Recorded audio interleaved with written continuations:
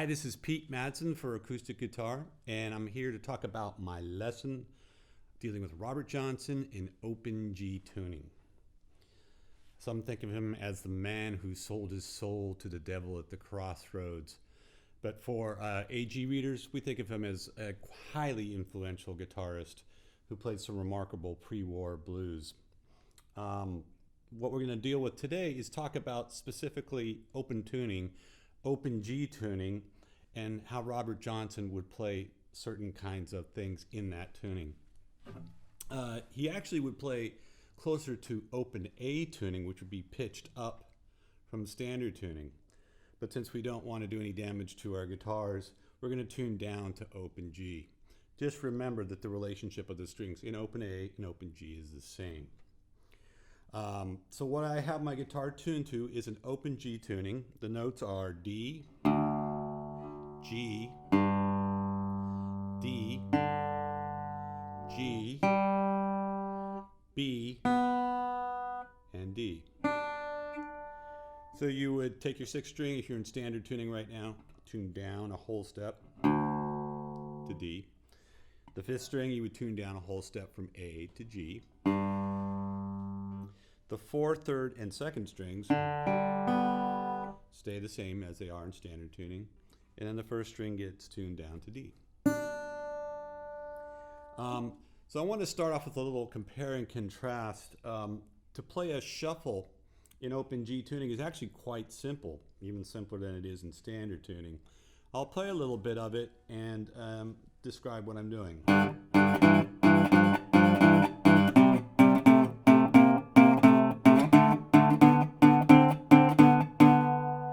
That's example one.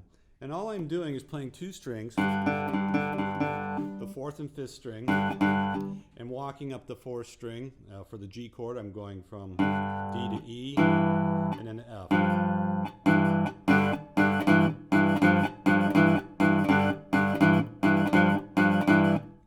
For the C chord, the 4 chord in our 1-4-5 progression, I go up to the 5th fret, I'm barring, and I'm still just playing the two strings, the 5th and 4th string, and I'm going to walk up the 4th string from the 5th fret, 7th fret, 8th fret.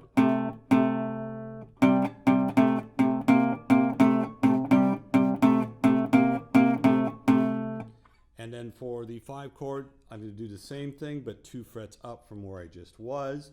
I'm now at the 7th fret, and I'm playing D, and that will go like this. So just to give you a point of reference, I'm going to play a complete 12 bar with just these 2 string shuffle. 1, 2, 3, 4.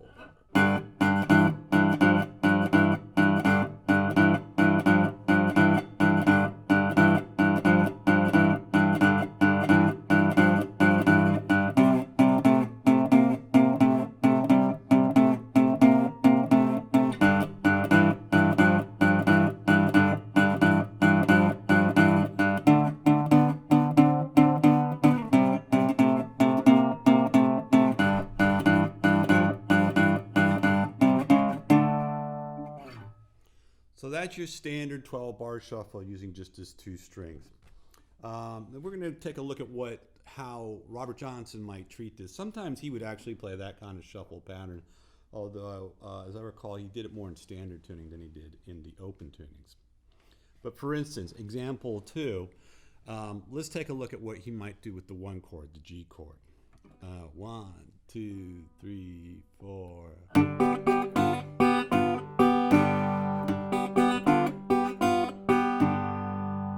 He's taking good use of the open strings and combining them with the first string, that's a G note at the 5th fret, and the flat 7, F at the 3rd fret. It has this nice rhythmic flourish to it. You'll hear him do that in places like Terraplane Blues. Another idea he would do, say, for the 4 chord, this is example 3, you're playing a C chord, or C7, and I'm barring at the 5th fret, and I got my pinky up at the 8th fret.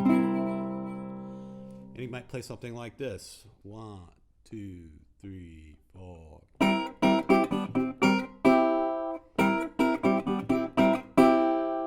You got these nice shuffle eights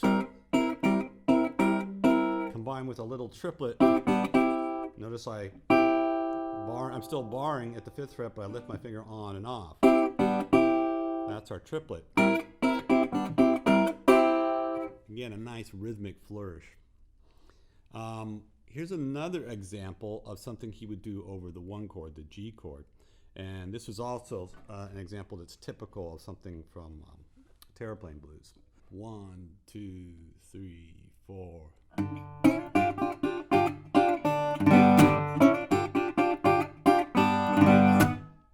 Now what's going on there? I'm basically fretting what looks like a minor triad if you were playing in standard tuning.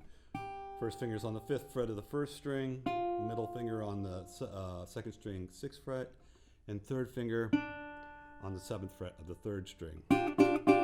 Really what this is a G7 chord. I'll slide into it.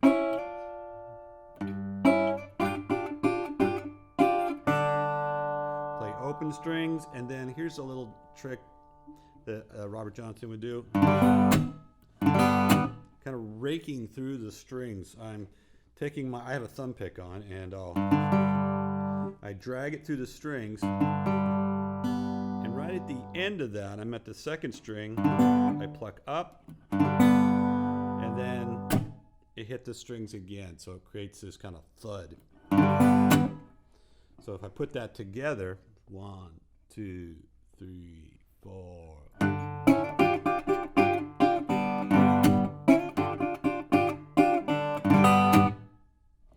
Okay, so those are some nice rhythmic ideas that you can use.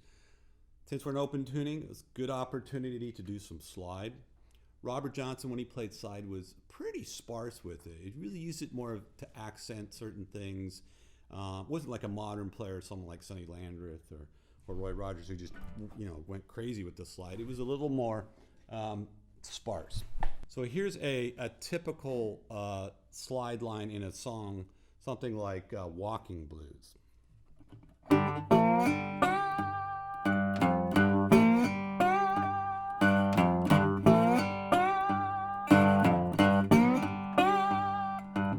This is example 5.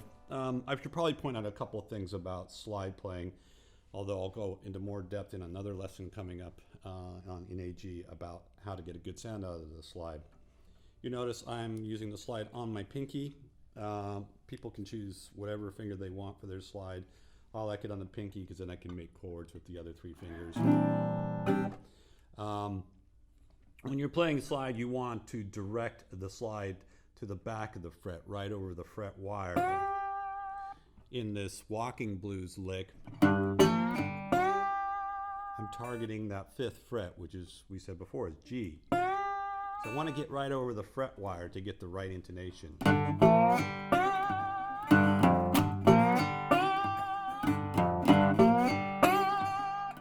If you know Son House is playing, you know this is very similar to what he plays in Death Letter Blues. So it's a nice lick to use in open G tuning. When we play the 5 chord, we have some options. We could come up. If we're playing slide, we could just bar over the 5th fret and play a full chord. But Johnson sometimes would just pick a couple of strings and play up from there. He's playing at the 8th fret. This is over the C chord. And he's sliding into the 8th fret with this little triplet rhythm. So example 6. 1, 2, 3, 4.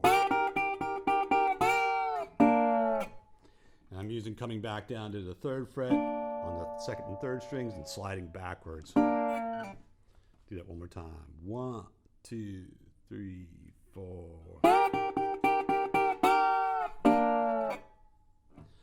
Okay. In the slide samples I've heard from his playing on the 5 chord, the D, he often would just play one note, like but the 7th fret. This is example 7. And that was his 5 chord, his D chord. He would just play.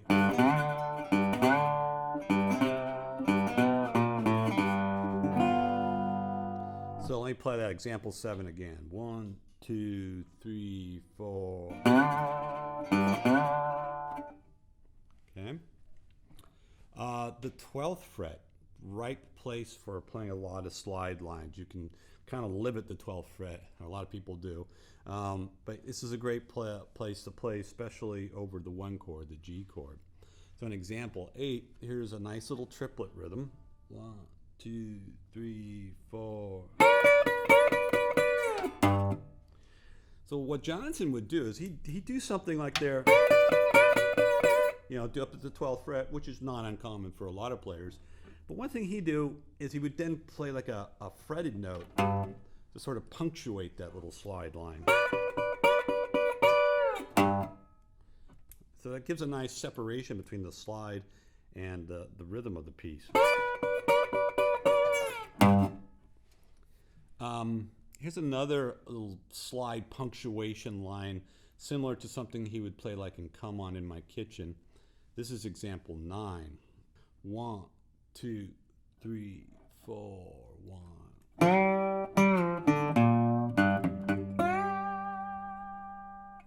It's a nice little line to put in your repertoire. Example 10 and 11 are 2 different turnarounds. This is a fairly common turnaround, example 10, which not only works in open G tuning, but it would work in standard tuning if you were playing in the key of G. It's triplets descending down on the 4th string, using the 3rd string open. Sounds like this. 1, 2, 3, 4.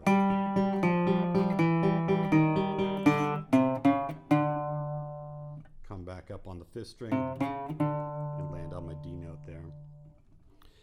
Another way that Johnson would play that kind of turnaround is to flesh it out a little bit more. If you're playing on the 4th string at the 5th fret, you have that same note an octave lower on the 6th string. So he would use both those strings. So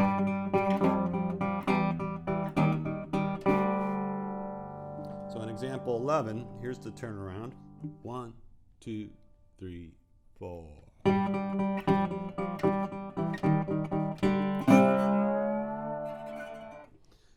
Now I'm just sliding between the 5th and the 7th fret to get that ending with the. Play that one more time. 1, 2, 3, 4.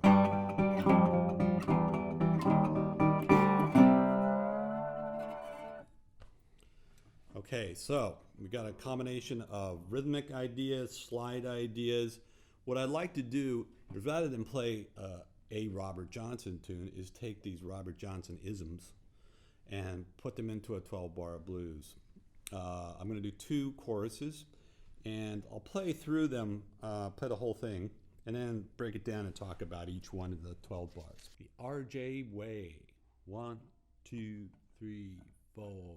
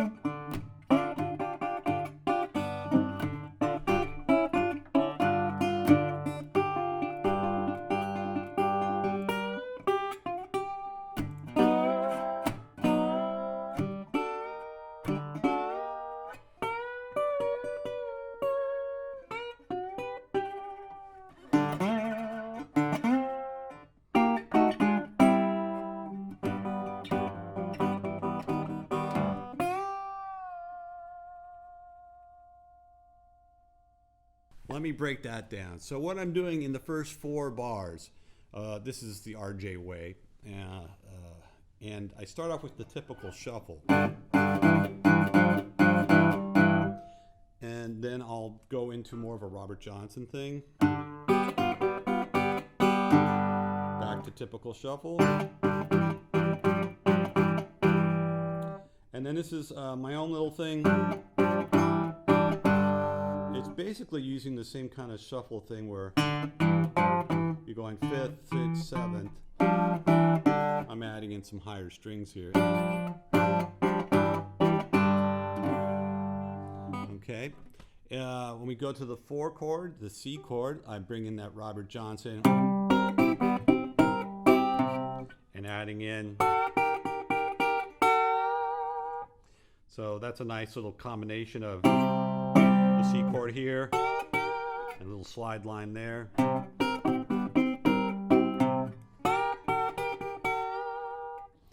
Back to G, come up to the 12th fret.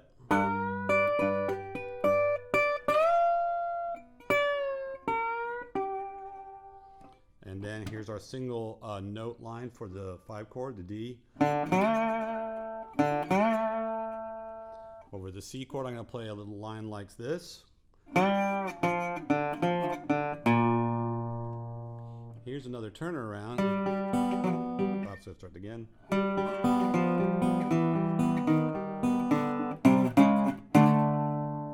Now, I could have used my slide to do that last bit of the turnaround, but I decided to use the fingers because it kind of sets me up for going into the next 12 bars. Let me play from the turnaround and go into the next section, the first 4 bars of the second chorus. So from the turnaround.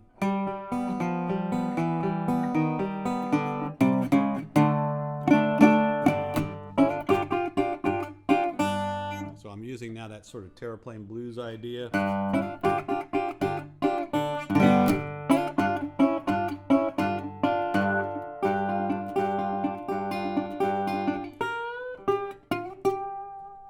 So I'm going to use that shape, that 7th chord, and just use a little shuffle there.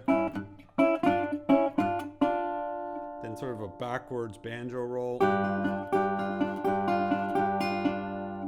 And then little single note line there.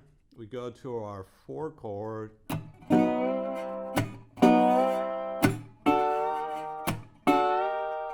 I'm hitting the downbeat by just brushing through the strings, sort of muting the strings, then sliding into the chord.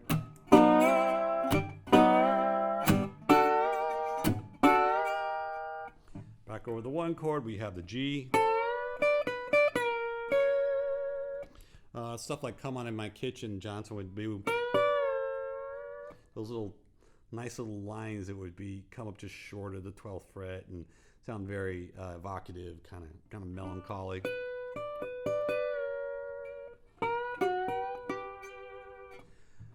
The last bit, we're coming back over to the towards the turnaround.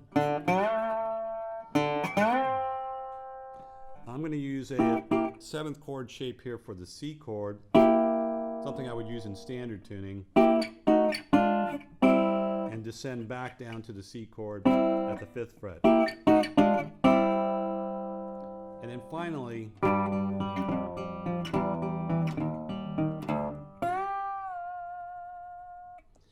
and that will be the end of that chorus. So there's a lot of ideas you can play with there. I think it's a lot more fun to take ideas from a player like Robert Johnson or Son House or Skip James or Big Bill Brunzi, whatever you like, and inject them into your own playing. It makes you sound a little more original, for one thing. And but people will ring a bell, will hear sort of signature licks. They go, oh, that's that Robert Johnson lick, or, you know. It's nice to reference these things, but build your own 12-bar choruses from those ideas. So play around with those things, throw in some of your own ideas, and create your own 12-bar choruses, and have fun.